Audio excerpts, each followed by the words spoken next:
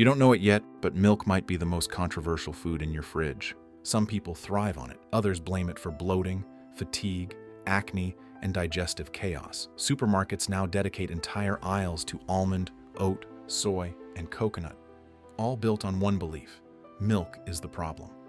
But what if that's wrong?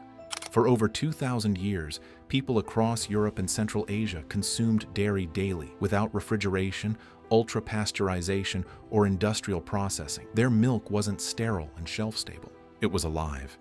And that ancient version may behave very differently from the cold, processed glass sitting in your fridge today. Chapter 1. Milk was never meant to be consumed fresh. Before refrigeration, fresh milk was unstable. Once an animal was milked, the clock started ticking immediately. Within hours, especially in warm climates, milk would begin to sour and separate. There were no cold supply chains or sealed plastic containers to extend its life. If people wanted to keep milk, they had to transform it, so they fermented it. Across cultures and continents, milk rarely stayed in its fresh form for long. It became yogurt in the Middle East and the Balkans. It became cultured milk drinks in Eastern Europe. It became soft and hard cheeses across the Mediterranean. Fermentation was not a culinary trend. It was a biological necessity. Yet in solving the preservation problem, ancient societies accidentally changed milk at a structural level.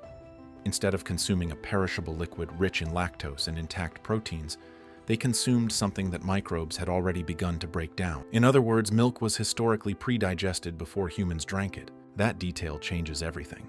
Chapter 2. The 2,000-year-old milk.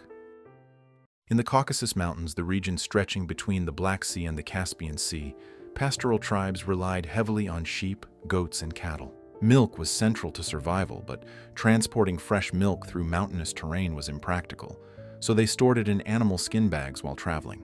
Inside those bags, something remarkable occurred. Naturally occurring bacteria and yeast began interacting with the milk's sugars and proteins. The warmth of the animal skins and the constant motion of travel created ideal fermentation conditions. What emerged was kefir, a tangy, lightly effervescent drink, unlike anything produced by modern industrial dairy. At first, this transformation happened spontaneously, but over time, something unusual began to appear. Soft, gelatinous clusters forming within the fermented milk itself. When these clusters were added to fresh milk, the process repeated, faster, more consistent, and more reliable.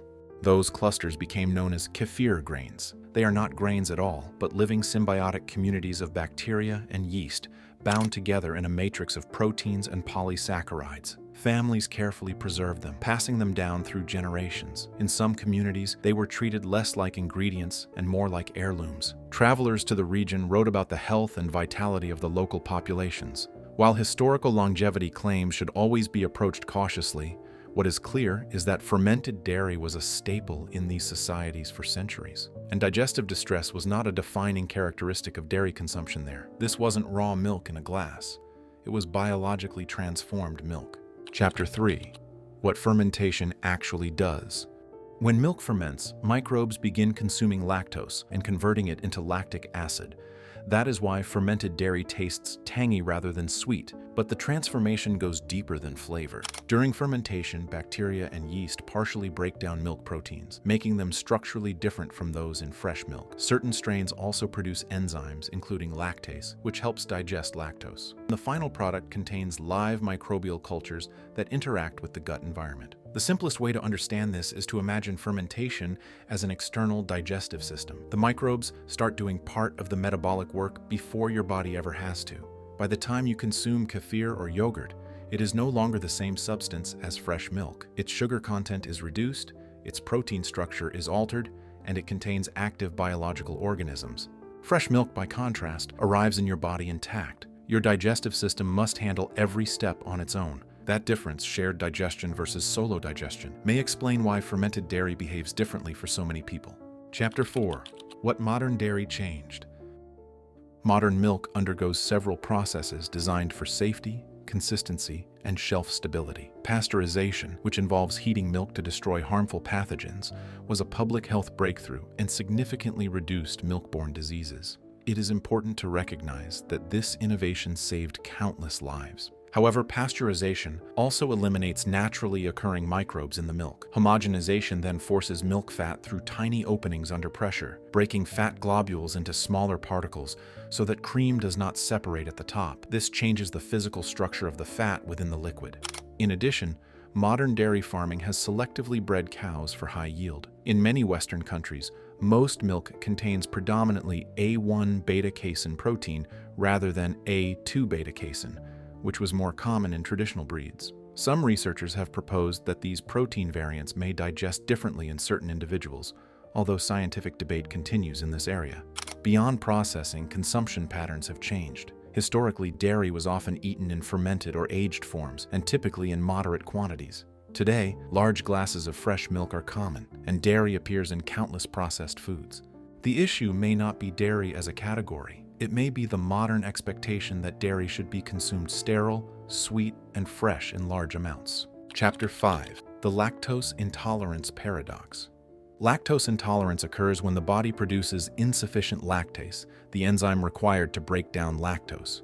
Globally, this is extremely common, yet many people who identify as lactose intolerant report that they can consume yogurt, kefir, or aged cheese without symptoms. This is not a contradiction. Fermentation reduces lactose content because microbes consume it during the process. Live cultures in yogurt and kefir may also provide lactase activity within the digestive tract. Aged cheeses contain minimal lactose because most of it drains away with the whey during production and aging. So a person who reacts poorly to fresh milk may not be reacting to dairy as a whole, but to high concentrations of intact lactose in unfermented form. When you shift the format, you shift the digestive experience. This reframes the conversation. Instead of asking whether dairy is inherently problematic, we can ask whether certain preparations are more compatible with human digestion than others. Chapter 6. The Gut Microbiome Connection. Modern research increasingly highlights the importance of the gut microbiome, the vast community of microorganisms living in the digestive tract. While fermented foods are not miracle cures and do not permanently alter gut composition in all individuals, they introduce live microbes that may temporarily influence the intestinal environment. Kefir, in particular, contains a diverse range of bacterial and yeast strains compared to many commercial yogurts. This diversity may partly explain its distinct digestive effects. Again, accuracy matters here. Fermented dairy does not eliminate lactose intolerance for everyone. It does not cure disease. It is not universally tolerated, but it represents a fundamentally different biological entity from pasteurized, homogenized milk, and that difference deserves attention. Chapter 7. What we can learn. The deeper lesson in this story is simple yet powerful. Processing method can matter more than the ingredient itself. Milk has existed in human diets for thousands of years. Industrial milk has not.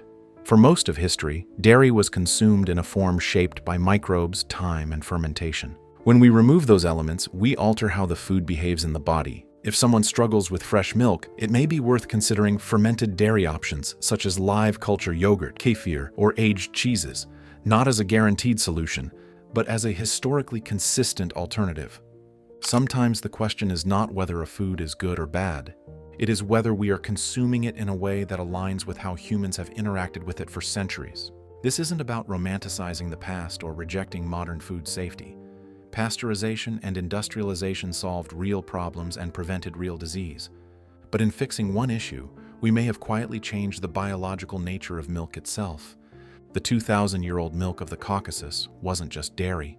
It was milk transformed by living microbes, shaped by fermentation, and consumed in a form completely different from today's sterile, processed version. Same ingredient, different biology, different outcome. Maybe the real breakthrough isn't inventing more milk alternatives, it's rediscovering the versions that existed long before refrigeration.